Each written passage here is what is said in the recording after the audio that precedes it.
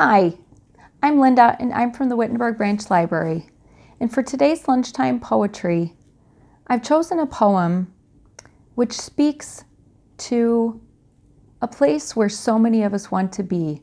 The name of the poem is called The Future. It's by Wesley McNair. And it speaks of a place where we want to be in the future, beyond the pandemic, beyond struggle, and yet things like ice storms can still happen when we want to be beyond.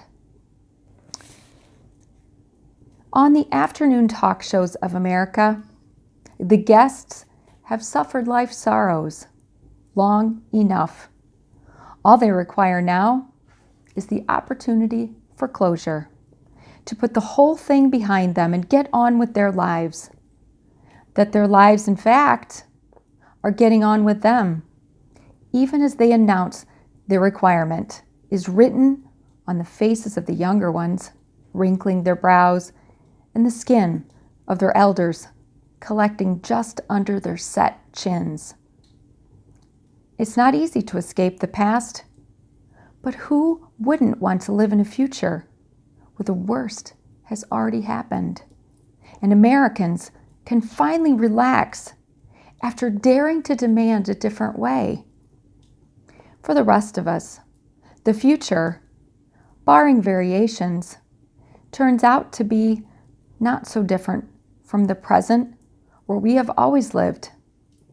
The same struggle of wishes and losses, and hope that old lieutenant picking us up every so often to dust us off and adjust our helmets.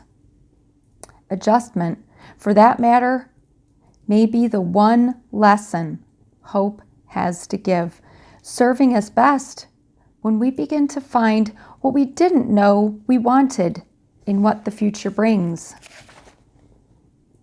Nobody would have asked for the ice storm that takes down trees and knocks the power out, leaving nothing but 2 buckets of snow melting on the wood stove and candlelight so weak the old man sitting at the kitchen table can hardly see to play cards.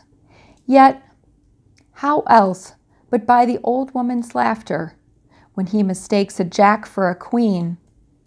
Would he look at her face in the half light as if for the first time, while in the kitchen around them, and the very cards he holds in his hands disappear.